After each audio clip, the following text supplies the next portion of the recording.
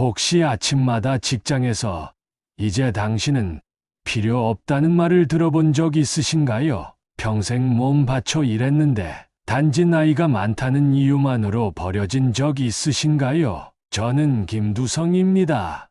68세의 시내버스 운전기사로 40년을 일했죠. 그런데 어느 날 갑자기 젊은 사람들에게도 이 이야기를 들려주고 싶어요. 나이가 든다고 해서 가치가 없어지는 게 아니라는 걸 알아주었으면 좋겠어요. 지금 이 순간에도 어디선가 나이 때문에 차별받는 분들이 있을 거예요. 그분들에게 말해주고 싶습니다. 포기하지 마세요. 여러분의 경험과 성실함은 반드시 빛을 발할 날이 올 거예요. 박상호 전 사장은 지금 감옥에 있습니다. 탐욕에 눈이 멀어 사람의 가치를 제대로 보지 못한 대가를 치르고 있죠. 돈만 쫓다가 결국 모든 걸 잃은 거예요. 반면 저는 비록 힘든 시간을 겪었지만 더 소중한 것들을 얻었습니다. 동료들과의 우정, 시민들의 신뢰, 그리고 한지영 씨와의 사랑까지요. 무엇보다 제 자신에 대한 자부심을 되찾았어요. 40년간 성실하게 일한 제가 결코 부끄러운 존재가 아니라는 걸 깨달았거든요. 요즘 신입 기사들이 제게 자주 묻는 질문이 있어요. 선배님은 어떻게 그 힘든 시간을 견뎠어요? 그럴 때마다 저는 이렇게 답해 줍니다.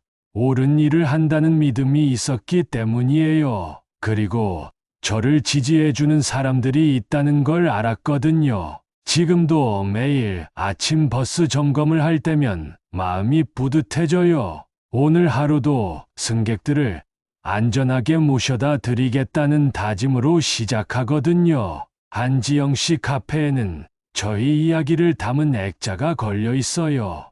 포기하지 않는 사람이 진짜 승자다라는 문구와 함께 말이죠. 그 액자를 볼 때마다 생각해요. 인생은 마라톤 같은 거구나. 중간에 넘어져도 다시 일어나서 완주하는 게 중요한 거구나.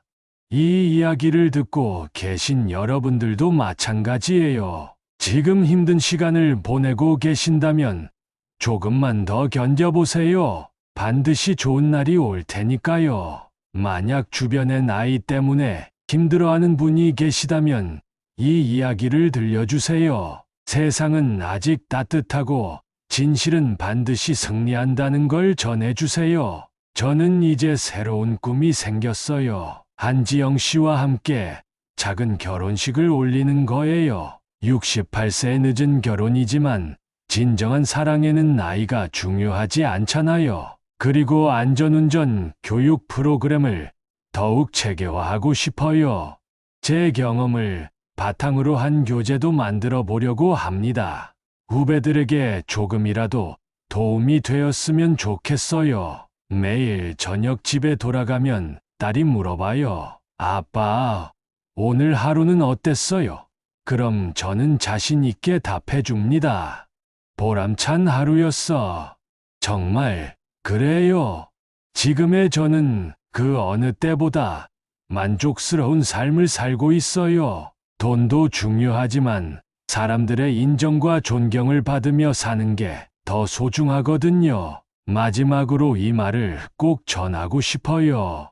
나이는 숫자에 불과합니다. 진짜 중요한 건 마음의 나이예요. 젊은 마음으로 도전하고 성실하게 살아간다면 언제든 새로운 기회가 올 거예요. 저의 이야기가 여러분에게 조금이나마 힘이 되었기를 바랍니다. 포기하지 마세요. 여러분의 가치는 절대 사라지지 않으니까요. 앞으로도 저는 계속 달릴 거예요. 68세의 버스 기사에서 안전교육 전문가가 된 것처럼 인생은 언제든 새로운 모습으로 우리를 놀라게 하거든요. 그리고 언젠가 제가 완전히 은퇴하는 날이 와도 저는 당당할 수 있을 거예요. 끝까지 포기하지 않았고 옳은 일을 위해 싸웠으니까요. 이것이 68세 버스 기사 김두성의 이야기입니다. 평범한 사람이 어떻게 인생의 진짜 승자가 될 수 있는지를 보여주는 이야기 말이에요. 장이 저에게 말했습니다. 이제 그만 쉬세요. 이 이야기를 끝까지 들으신다면 여러분은 인생의 진짜 승자가 무엇인지 다시 생각하게 될 겁니다. 왜냐하면 저를 내쫓은 그 젊은 사장이 결국 어떻게 되었는지 직접 목격했거든요. 평생 성실하게 살아온 사람이 정말 그냥 버려지는 걸까요? 아니면 세상은 결국 진실을 알아보는 걸까요? 지금부터 제가 겪은 실제 이야기를 들려드리겠습니다. 저는 김두성이라고 합니다. 올해 68세죠. 28살 때부터 시내버스 운전대를 잡고 살았습니다. 40년이란 세월 동안 한 번도 사고 낸 적 없었죠. 아내는 15년 전에 세상을 떠났습니다. 그 뒤로 딸 하나 키우는 게 제 인생의 전부였어요. 딸아이를 대학까지 보내고 지금은 직장 다니며 잘 살고 있습니다. 매일 새벽 5시에 일어나서 버스 점검부터 시작했어요. 브레이크 상태, 타이어 공기압, 엔진 소리까지 꼼꼼히 체크했죠. 승객들의 생명을 맡고 있다는 책임감 때문이었습니다. 동료 기사들 사이에서 저는 안전운전의 달인으로 불렸어요. 신입 기사들이 오면 제게 와서 운전 요령을 물어보곤 했거든요. 두성 형, 어떻게 하면 사고 없이 운전할 수 있나요? 하지만 6개월 전부터 회사 분위기가 달라지기 시작했습니다. 우리 교통회사가 젊은 경영자에게 인수된 거예요. 박상호라는 35세 사장이었습니다. 박상호 사장이 부임하자마자 첫 번째로 한 말이 뭔지 아세요? 효율성 극대화였습니다. 그 말 뒤에 숨어있는 진짜 의미는 곧 알게 되었죠. 회사 게시판에 새로운 방침이 붙었어요. 고령 직원 우선 퇴직 권유, 이런 내용이었습니다. 읽는 순간 등골이 서늘했어요. 저 같은 사람을 겨냥한 거라는 걸 직감했거든요. 젊은 사장은 우리가 쌓아온 경험과 노하우는 안 보더라고요. 단순히 나이만 봤습니다. 마치 우리가 회사의 손해만 끼치는 존재인 것처럼 말이죠. 그때부터 불안한 예감이 들기 시작했습니다. 40년 동안 성실하게 일한 제가 정말 하루아침에 버려질 수도 있다는 생각이 머리를 떠나지 않았어요. 박상호 사장의 칼바람은 생각보다 빨리 시작되었습니다. 먼저 임금 삭감부터 시작했어요. 회사 경영이 어렵다는 이유로 기본급을 % 깎았습니다. 그 다음은 근무 시간 늘리기였죠. 원래 8시간 근무였는데 10시간으로 늘어났어요. 쉬는 시간도 줄었고요. 화장실 가는 것도 눈치 보게 되었습니다. 젊은 기사들은 그래도 버텼지만 저희 같은 고령 기사들에게는 너무 힘들었어요. 몸이 예전 같지 않거든요. 하루 10시간 운전하고 나면 허리가 끊어질 것 같았습니다. 그러던 어느 금요일 오후였어요. 사무실에서 저를 부르더라고요. 박상호 사장이 직접 면담하겠다고 했습니다. 가슴이 두근거렸죠. 좋은 일일 리 없다는 걸 알았거든요. 사장실에 들어가자마자 박상호 사장이 말했습니다. 김두성 씨, 수고 많으셨습니다. 그 한마디에 모든 걸 알 수 있었어요. 애고 통보였습니다. 회사 방침상 고령 직원들의 안전 문제를 고려해서 퇴직을 권유드립니다. 안전 문제라니요. 40년 무사고 기록을 가진 제게 안전 문제라고 말하다니 어이가 없었습니다.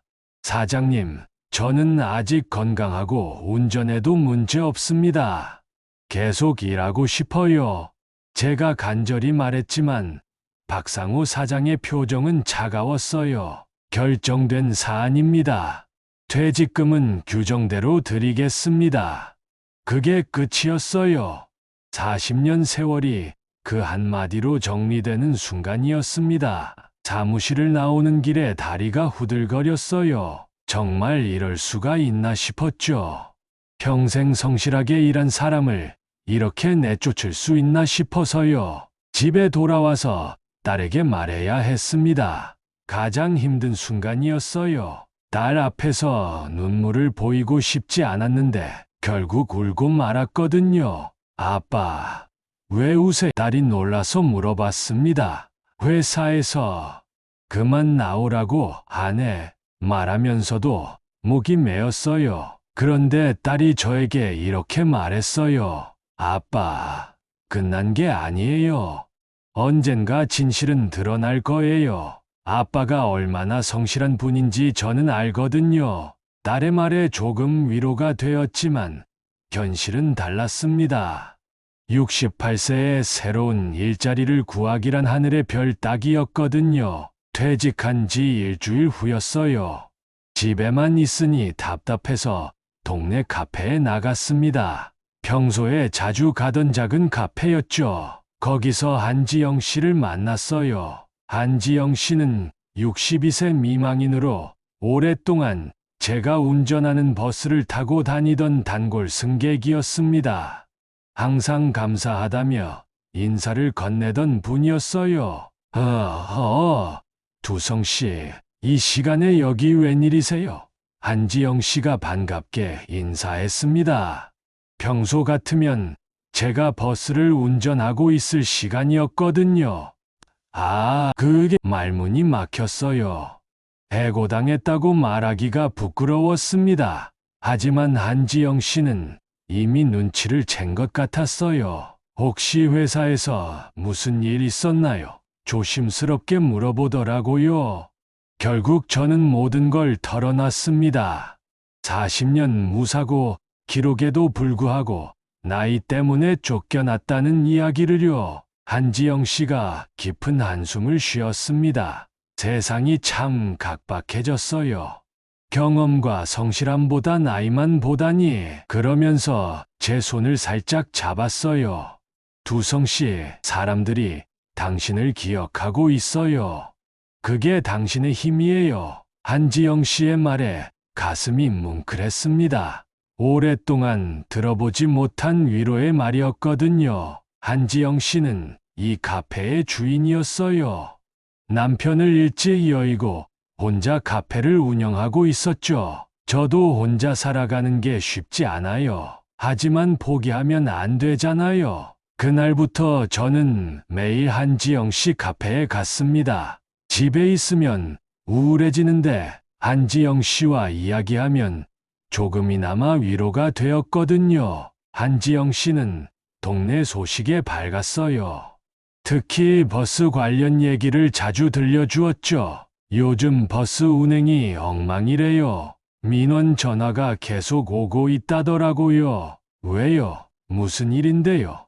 제가 물어보니까 한지영 씨가 걱정스런 표정으로 말했어요. 노선도 무리하게 줄이고 안전 규칙도 무시한다고 하더라고요. 그 말을 듣는 순간 가슴이 답답해졌습니다. 제가 예상했던 일이 벌어지고 있는 거였어요. 경험 많은 기사들을 내쫓고 비용만 줄이려다 보니 이런 일이 생기는 거죠. 새 사장이 너무 성급하게 변화를 추진하는 것 같아요. 안전은 생각하지 않고 돈만 생각하니까요. 제가 말하자 한지영 씨도 고개를 끄덕였어요. 언젠가는 큰일이 날 거예요. 버스는 사람 목숨을 다루는 일인데 그걸 모르나 봐요. 한지영 씨의 말이 불길한 예언처럼 들렸습니다. 한지영 씨의 말이 현실이 된 건 그로부터 한 달 후였습니다. 아침 뉴스를 보다가 깜짝 놀랐어요. 우리 회사 버스가 대형 교통사고를 낸 거였습니다. 진입 기사가 운전하던 버스가 급브레이크를 밟았는데 브레이크가 제대로 작동하지 않았어요. 그래서 앞차를 들이받은 거죠. 다행히 사망자는 없었지만 부상자가 10명이나 나왔습니다. 뉴스를 보면서 가슴이 철렁했어요. 역시 이런 일이 벌어졌구나 싶었죠. 브레이크 점검을 제대로 안 했거나 정비 비용을 아꼈을 거라는 생각이 들었거든요. 언론이 떠들썩해졌습니다. 시민들은 분노했어요. 왜 노련한 기사들을 내쫓고 신입들만 뽑았느냐는 비판이 쏟아졌죠. 그때 제게 연락이 왔습니다. 지역 방송국에서 인터뷰 요청이었어요. 고령 기사 해고 문제에 대해 이야기해달라는 거였죠. 처음엔 거절하려 했어요. 괜히 나섰다가 더 곤란해질 수도 있잖아요. 하지만 한지영 씨가 말했어요. 지금이야말로 진실을 말할 때예요. 결국 인터뷰에 응했습니다. 기자가 물어봤어요. 해고당한 심경이 어떠세요? 제가 대답했습니다. 억울하죠. 하지만 더 안타까운 건 이런 사고가 예견되었다는 거예요. 어떤 의미인가요? 기자가 다시 물었습니다. 제가 분명히 말했어요. 우린 돈보다 사람 목숨을 먼저 생각했습니다. 하지만 새 사장은 숫자만 보았죠. 인터뷰 내용이 뉴스에 나간 후 반응이 뜨거웠어요. 시민들이 제 편을 들어주었거든요. 40년 무사고 기사를 왜 내쫓았느냐는 비판이 쏟아졌습니다. 옛 동료들도 하나둘 연락을 해왔어요. 두성이 형 말이 맞았어요. 회사가 너무 성급했어요. 그들도 불안해하고 있었습니다. 박상우 사장은 기자회견을 열어 해명했어요. 사고는 운전 미숙 때문이고 고령 기사 해고와는 무관하다고 말했죠. 하지만 시민들은 믿지 않았습니다. 인터넷에는 제 인터뷰 영상이 퍼져나갔어요. 댓글들을 보니 마음이 뭉클했습니다. 진짜 어른이다. 이런 분을 왜 내쫓았나. 이런 응원 메시지들이었거든요. 그때 깨달았어요. 혼자가 아니구나. 세상에는 아직 옳고 그름을 구분하는 사람들이 많구나. 그 생각에 조금씩 용기가 생겼습니다. 사고 조사가 본격적으로 시작되었습니다. 경찰과 교통안전공단이 합동으로 조사에 나섰어요. 그 과정에서 충격적인 사실들이 하나씩 드러나기 시작했습니다. 가장 먼저 밝혀진 건 브레이크 정비 문제였어요. 박상우 사장이 정비 비용을 아끼려고 브레이크 점검 주기를 늘렸던 거예요. 원래 한 달에 한 번 점검하던 걸 2달에 한 번으로 줄인 거죠. 그것만이 아니었습니다. 타이어 교체 주기도 늘리고 엔진 오일 교환도 미뤘어요. 모든 게 비용 절감이라는 이름으로 이루어진 일이었습니다. 조사 결과가 언론에 보도되자 시민들의 분노가 극에 달했어요. 승객의 안전보다 돈이 우선이었냐는 비판이 쏟아졌죠. 그때 옛 동료들이 저에게 연락해 왔습니다. 형님 말이 옳았어요. 우리가 다시 뭉쳐야 할 때인 것 같아요. 김철수라는 후배가 말했어요. 뭉친다니 무슨 말이야? 제가 물어보니까 김철수가 설명해 주었어요. 해고된 기사들끼리 모임을 만들려고 해요. 안전운전 문화를 되살리자는 거예요. 솔깃한 제안이었어요. 혼자 있으니까 우울했는데 동료들과 함께 할 수 있다면 좋겠다고 생각했죠. 좋은 생각이야. 나도 참여할게. 며칠 후 동료들과 만났습니다. 10명 정도 모였는데 모두 해고당한 고령 기사들이었어요. 다들 억울한 마음을 품고 있었지만 동시에 희망도 있었죠. 우리가 포기하면 안전운전 문화도 사라져요. 이성기라는 동료가 말했습니다. 후배들에게라도 제대로 된 운전법을 가르쳐줘야 해요. 모임 이름을 정했어요. 안전운전 지킴이라고 했죠. 거창한 이름은 아니었지만 우리의 마음을 담고 있었습니다. 한지영 씨도 이 소식을 듣고 기뻐했어요. 드디어 움직이시는군요. 제가 도울 일이 있으면 언제든 말씀하세요. 그러면서 카페를 모임 장소로 제공해주겠다고 했어요. 한지영 씨는 주민 서명 운동까지 벌였어요. 안전한 버스 운행을 위해 경험 많은 기사들을 복직시키자는 내용이었죠. 동네 주민들이 적극적으로 참여해 주었습니다. 서명 용지를 들고 다니면서 주민들을 만날 때마다 저의 이야기를 해 주었어요. 40년 무사고 기사인데도 나이 때문에 해고당했다고요. 주민들의 반응은 뜨거웠습니다. 그런 분을 왜 내쫓았어요? 라며 분개하는 사람들이 많았어요. 일주일 만에 서명이 1000명을 넘었습니다. 언론도 관심을 보이기 시작했어요. 해고 기사들의 반격이라는 제목으로 기사가 나갔죠. 우리의 활동이 사회적 이슈가 된 거였습니다. 박상우 사장의 진짜 문제는 브레이크 점검 소홀이 전부가 아니었습니다. 검찰 수사가 진행되면서 더 큰 비리가 드러나기 시작했어요. 회사 돈을 개인적으로 빼돌린 횡령 혐의가 제기된 거였습니다. 정비 비용을 줄인다면서 그 돈을 자신의 계좌로 빼돌렸던 거죠. 금액이 무려 5억 원에 달했어요. 그것만이 아니었습니다.